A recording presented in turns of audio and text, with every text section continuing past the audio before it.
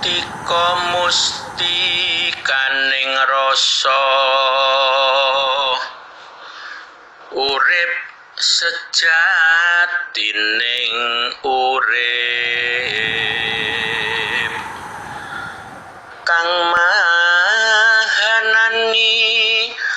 gelar kulung kang gumelar aning alam donya kang bisa mumpuni rasa sedarum iku gemblenging rasa mumpuni rasa sekalir.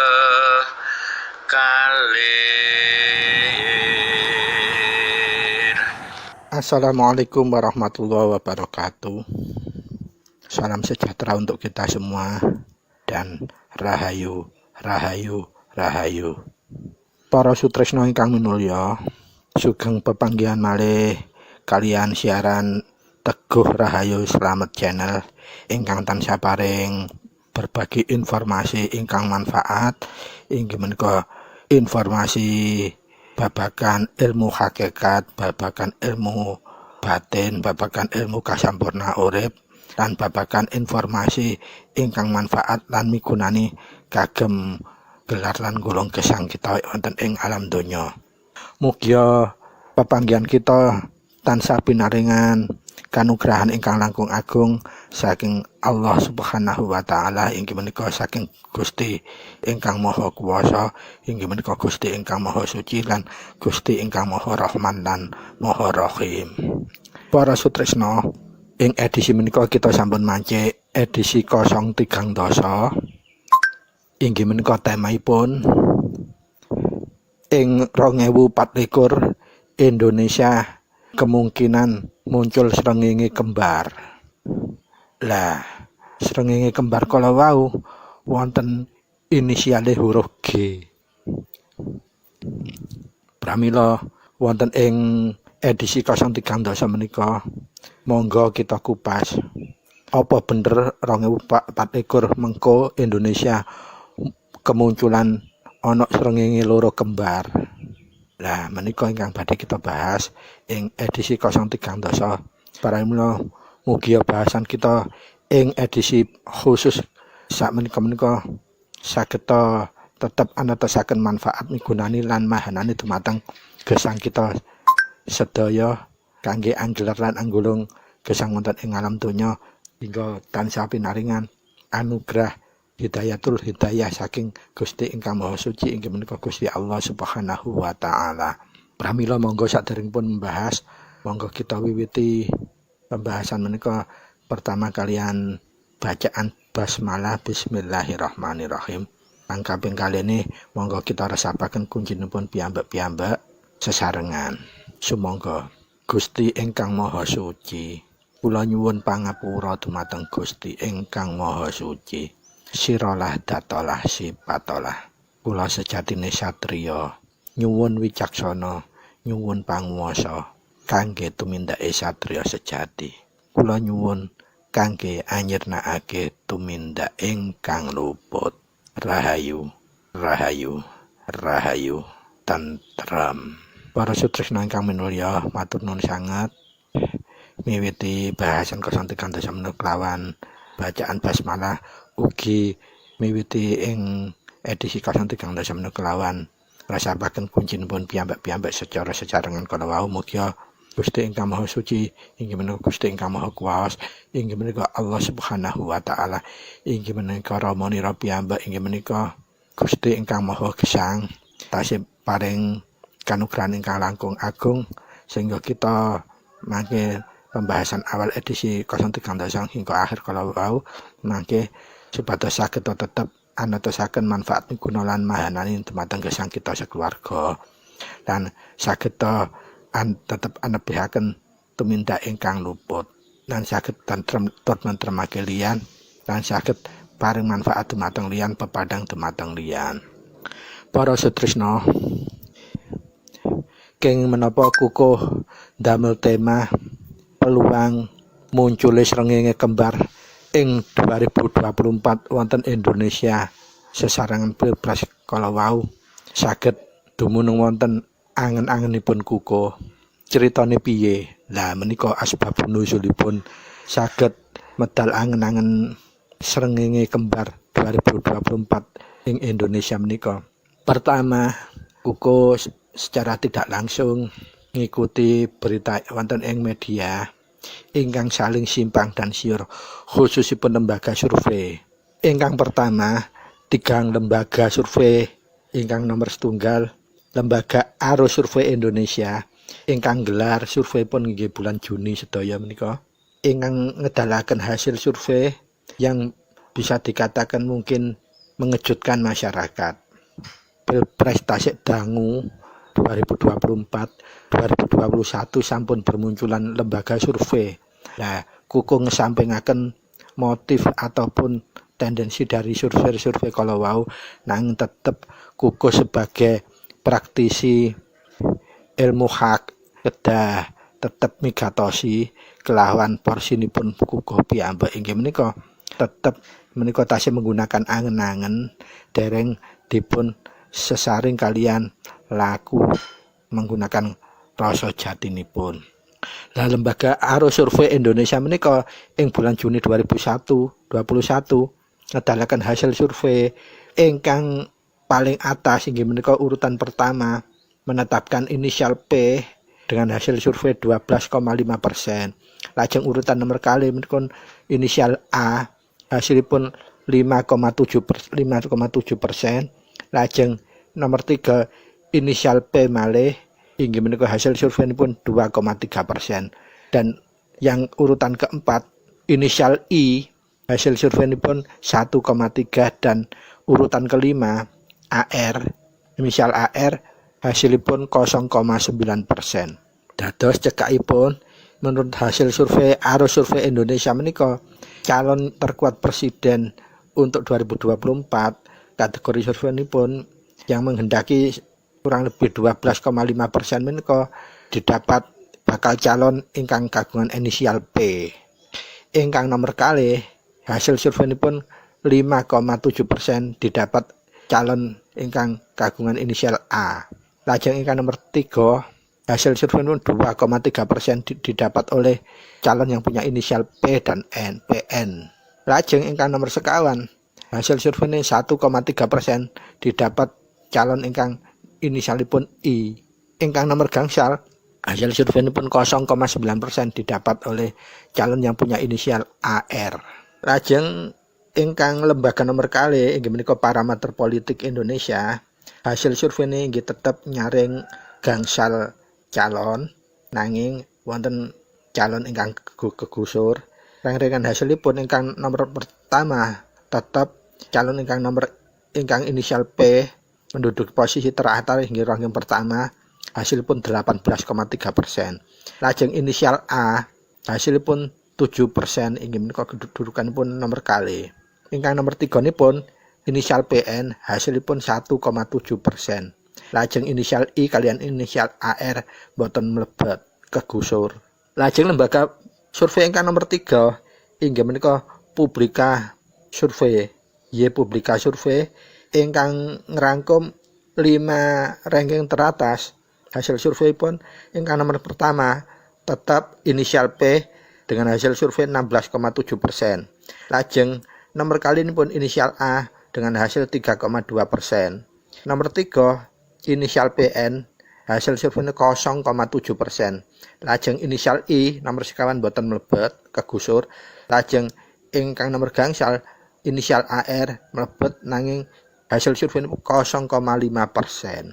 Dados kesimpulan dari ketiga surveyor lembaga survei kalau wau ranking pertama kalian ranking kedua jejekaken hasil ingkang ranking pertama inisial P, lajeng ingkang nomor kali inisial A, lajeng inisial PN melebet namung 2 kali tetap urutannya ketiga. Lembaga survei Arus Survei Indonesia hasil inisial PN 2,3%. Lajeng lembaga ingkang nomor kali Parameter Politik Indonesia inisial PN nyepeng 1,7%. Lah ingkang terakhir Year Publica menika inisial PN nyepeng hasil survei 0,7%. Artosipun minim sekali. Lah menika hasil survei. Lajeng wonten media online CNN Indonesia menika menyinggung percaturan calon tua dan calon muda. Dengan hasilipun satu lembaga arus survei Indonesia tetap hasilnya calon inisial P menduduki ranking pertama dengan hasil survei 12,5%. Lajeng urutan ingkang nomor kalih kategori ketua umum tetap panggah inisial A yang menghasilkan hasil survei 11,3%.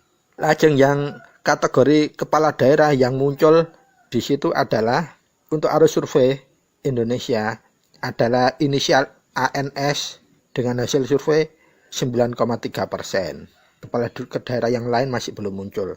Dan hasil survei yang kedua dari lembaga parameter politik yang dilakukan juga bulan Juni, bulan 5 sampai bulan 6 dengan hasil percaturan calon tua dan calon muda, ingkang ranking pertama tetap diduduki oleh inisial P dengan hasil 18,5%. Lajeng muncul nama kedua inisial GJ, nanging hasil survei pun boten dicantumaken. Lajeng ingkang urutan nomor 3 inggih tetap ANS, hasil survei boten disebutaken. Kedudut dari simpang siur media yang sudah melakukan warna-warni maneka survei menika, kuku akhiripun angen-angenipun kedudut. Lah kedudutipun sakjatosipun kuku seharusnya lenggah matrap menggunakan kunci, lajeng menggunakan singkir, lajeng pawuling, serta akhiripun dipun pungkasi kalian mijil nitepreksa. King napa kedane harus dilenggahaken kados ngoten rumiyin. Keranten menika babakan njaba digawa menjero, koko mboten nindakaken menika rumiyin. Karanten napa supados njaga netralitasipun tetep kukuh murni sebagai praktisi ilmu hakikat atau praktisi spiritual yang tidak berpihak kepada manapun. Senaosa tetep mencoba netral kalau wau angen-angenipun kukuh kedudut. Nah kedudutipun muncul kalau wau menika nang mboten saged damel patokan keranten muncul saking angen-angen. Kok ndelalah muncul srengenge loro kok 2024. Lah inisialipun muncul repote kok sak inisiale muncul inisialipun nggih G kalau wau. Dadi perkiraan mangke 2024 menurut angen-angenipun kuku yang tidak tersaring menggunakan kunci, singkir, paweling, mijil, nitipreksa, nanging hanya menggunakan angen-angen sepintas kalau wau muncul inggih kula dadosaken tema sak menika. Muncul srengenge loro kembar di 2024 peluangnya.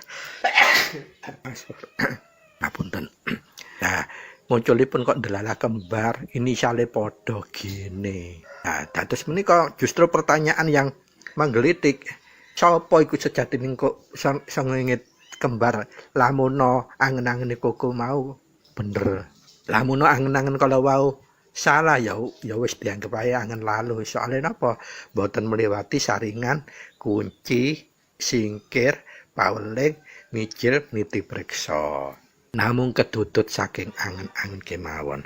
Lah nanging supados saged nglenggahaken babagan kalau wau namung kagem mewarnai ngimbangi hasil survei kalau wau uga saged ngaturaken menika kageme para putra Rama cawe-cawe babagan gelar kepareng kemawon sebatas ora gawe tumindak ingkang luput kagem gecolane dhewe.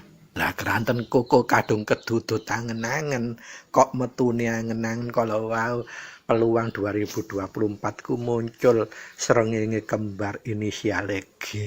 Nah menika mungkin nggih saged dados daya pacu, mungkin bisa akan merubah peta politik atau mungkin bisa jadi merapikan peta politik. Nah, kukuh tetep ngaturaken bilih kalau wau tasih gak kasaran kedudute angen-angen dereng tersaring kali laku kunci, singkir, paweling lajeng disaring terakhir mijil niti priksa dereng kuko lampahaken menika. Keranten menapa? Keranten menika babagan politik kuko tetap memberikan batas jarak. Supados napa? Tetap netral. Bilih kuko terlanjur ngaturaken angen-angen sing ngantos kedudut kala wau, lah menika kan boten nyebutkan nama. Inggih boten menyebutkan mendukung ini dan itu, supaya mengimbangi hasil survei yang mengandalkan akal itu. Senaosa menika kedudut angen-angen inggih menika termasuk dununge akal, nanging supados saged nglengkapi warna survei kala wau. Mugi-mugi nggih saged tetep bermanfaat kangge tujuan nyernakaken tumindak ingkang luput. Lah khusus ingkang kukebakas ing wonten edisi 03 dosa menika sumangga para putra tetep ngasah mahananing kunci, mahananing singkir, mahananing paweling, mahananing mijil kita menika kejernihanipun, puncara sucinipun ngantos dos pundi mboten napa-napa panjenengan cobi ditindakaken. Toh Rama inggih nate dawuh ngendika inggih sabda wonten sabda dawuh ing pangandikaipun Rama nalika sawijine dinten Rama kerahuhan setunggali putra ingkang berkeluh kesah bilih piyambakipun diimpeni ketinggal tiang sepahipun sampai 3 hari berturut-turut mimpinya sama. Lajeng isi mimpinipun salah setunggal putra kala matur kok ningali ayahipun ingkang sampun sumare utawi sampun tilar donya menawa kok ketinggal dipun rantai. Lenggah dipun rantai. Kraut pasuryanipun sedih mekaten. Pramila menika matur dhateng Rama, dos pundi menika Rama sak jatosipun. Rama namung ngaten kemawon dhateng. Wis lek ngono ndang lenggao, ngunciya, nyingkira, lajeng pawelinga terus niti priksa. Banjur sakbibare Rama dawuh mekaken setunggale putra kala ingkang sawan lajeng nindakaken. Sak beberat pun nindakaken ingkang dipun dawuhaken Rama kala putra kala wau lajeng diaturi Rama, wis saiki nitya priksa maneh apa sing jenengan tingali. Lajeng sak bibare nindakaken napa dawuhe Rama, setunggale putra kala ningali bilih sampun boten ketingal malih tiyang sepahe ingkang dipun rantai kala amargi sak bibaripun ngunci singkir pawelang lajeng niti priksa lajeng dipunaturi Rama nyampurnakaken bapakipun kala wau ingkang sampun tilar donya. Sabibaripun nyampurnakaken Rama matur, wis saiki niti priksa maneh apa sing jenengan tingali. Lajeng setunggale putra kala wau nindakaken apa ingkang didhawuhi Rama, bibar niti priksa ditingali kok mboten wonten sampuan. Bapakipun boten ketinggalan dirantai, nanging tempatipun tasih ketinggal sampun resik. Lajeng setunggali putra kala matur dhateng Rama, lajeng menika artosipun dos pundi Rama? Wis ateges bapak jenengan sampun sampurna. Niku buktine sampun boten ketinggal kerantai malih. Pramila jenengan jembaraken pun penggalih. Kados putra kala wau akhiripun matur nembah nuwun sanget dhateng Rama lajeng nyuwun pamit kelawan ayem-ayeme penggalih amargi menapa sampun boten ningali bapakipun kerantai wonten setunggal tempat ingkang boten dikenal. Monggo panjenengan piyambak laku Wahyu Panca Gaib menika mahardika sebatas bukan untuk kangge tumindak ingkang luput panjenengan tindakaken. Ndak apa-apa. Minimal untuk menambahi, melancarkan, melandaskan, menajamkan rasa jati kita latih ingkang sering. Nah, babagan ingkang kuku aturaken damel tema ingkang sak menika inggih menika 2024 Indonesia berpeluang muncul srengenge kembar. Lah inisiale G. Nah, menika dereng kuku lenggahaken kelawan kunci, singkir, paweling lajeng niti priksa. Amargi menapa menika urusan politik. Mangke nggarai lek terus kadung dimijilno muncul temenan. Paling kecondongane ada. Menawi namung angen-angen nggih sepintas mawon kuku namung informasiaken.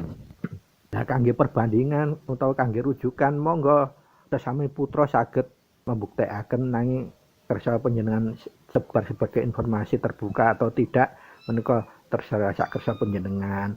Menawi kuku dereng wantun nglenggahaken kalian lampah kunci singkir paweling lajeng nitipreksa babakan menika. Cukup kedudutan angen-angen niku kemawon ingkang dados patokan utawi melengkapi warna yang ada. Nah, kagem sedaya putra saestune ajaranipun Rama Semana menika yang pokok wanci kunci singkir paweling mijil terus prasyaratipun untuk nindakaken keempat yang lain kalau wau harus punya piranti naminipun asma. Sebatas para putra karena sudah peparingan asma sampun kendel dilangkah kalau wau kemawon tetep panjenengan latih diasah rasa jatinipun. Setiap babakan ingkang nemahi dhateng gesang kita monggo dicoba disaring kangge pertama tujuanipun pokokane nyirnakno tumindak sing luput, yang kedua ngelatih tajame rasa jati kita. Lah biasanipun kalau sudah sering melatih rasa jati kita akan secara otomatis mulai bisa menjaga trapsilanipun laku. Otomatis menika kedudut piyambak. Lajeng kita menika nggih selalu menata rasa jati menika laku welas asihipun apa maneh pangumbahing raga kita tambah nemen oleh disiplin jagane. Lah mulung ing rasa menika mboten hanya menggunakan mijil niti preksa kemawon. Banyak hal yang bersifat bunga-bunga laku dari Wahyu Panca Gaib menika antara lain ingkang nate kuku aturaken ing edisi 0 sekawan welas mulung ing rasa baik dharma batin utawa dharma tetulung dharma bakti. Sajatosipun tasik kathah kangge nangani kesurupan, kangge migatosi nggone iki angker ya apa iku wonten, kangge ngusadani nggih wonten, kangge nyampurnakaken nggih wonten. Lajeng mijil ngagem sedaya asma-asmaipun sukma ingkang dunung wonten lapisane raga kita nggih saged. Menika kangge napa? Kangge metani sedaya misteri kehidupan yang kita alami di sehari-hari. Bisa kita menggunakan itu. Nah, hanya saja kita ini kalau tertutup rasa fanatik yang berlebihan, maka kita dalam menggunakan Wahyu Panca Gaib ini hanya terbatas, semakin dipersempit sehingga apa? Dharma bakti kita ini kepada orang lain atau kepada sesama makhluk semakin juga kecil, sehingga manfaat kita sebagai kanggelian nggih malih tambah sempit.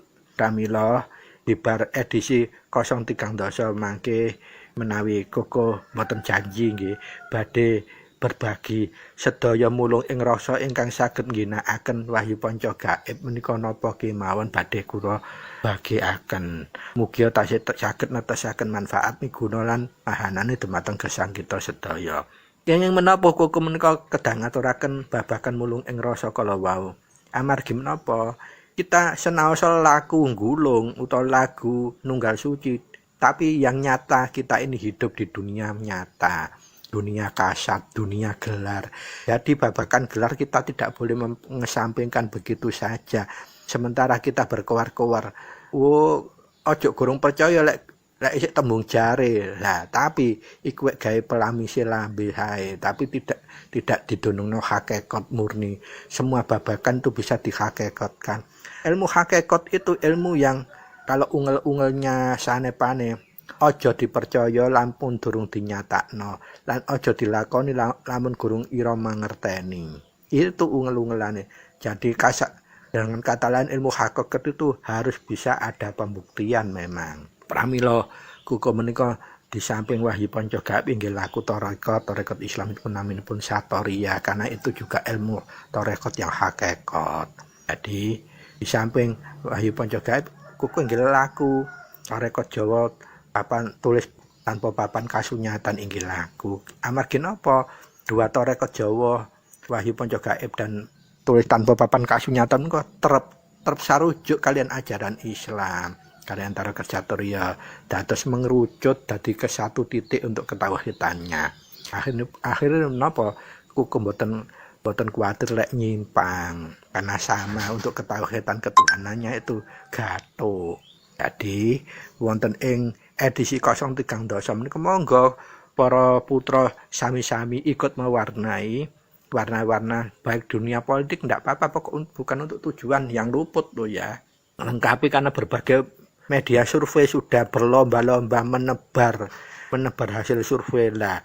Itu juga akan tidak berimbang kalau kita tidak melengkapi, meskipun itu masih dudut angen-angen kuku aturaken. Dadi kok gawe angen-angen kok kedudut metune lambang. Peluang 2024 iku peluang metu srengenge kembar, inisiale G. Lah, keranten kok mboten nyebut nami. Mugi-mugi menika mboten tumindak ingkang luput. Tapi saged mengimbangi survei yang mulai sekarang hingar-bingar banyak lomba-lomba lembaga survei. Dan notabene hasilnya nanti juga mirip-mirip juga akan banyak melesetnya. Nah, monggo menika misteri ingkang PR ingkang kuku aturaken sinaos muncul saking angen-angen 2024 itu kemungkinan ana muncul kembar bakal calon itu, entah itu calon presiden atau calon wakil presiden itu ada srengenge kembar lah, inisialipun G. Monggo dipun kupas. Sebatas kita bukan untuk tujuan tumindak luput, untuk melengkapi warna-warna yang sudah terlanjur ada. Mugi menika mboten klebet tumindak ingkang luput lan kita tetep saged tansah eling lan waspada. Elingipun kita tetep saged njaga kuncara suci kita, tetep anetesaken manfaat kagem liyan, tetep tentrem lan nentremaken kagem liyan. Nah, ingkang kala kuku aturaken para putra, monggo kita tetep senantiasa nglatih mengasah rasa jati kita semakin tajam supados napa untuk mewasesoni, mengawasi, mewaskitani sedaya kahanan ingkang dumugi wonten kehidupan kita mboten kaget, tetep tenang, tansah eling lajeng ginakaken napa sarana gaib ingkang sampun kita cepeng menika. Pramila mbok bilih wonten atur lan info ingkang kirang patrap sila ingkang kuku aturaken nyunggungi pangaksami, mugi kita tansah sami saged njejegaken laku anyirnakaken tumindak ingkang luput sehingga gesang kita tetep saged manfaat kagem liyan, kagem pepadha makhlukipun Gusti. Kirang langkunge kuku nyunggung pangapunten, matur nuwun sanget wigatosipun sugeng pepanggihan malih ing edisi 03 dasa setunggal ing saklajengipun. Matur nuwun sanget. Assalamualaikum warahmatullahi wabarakatuh. Rahayu.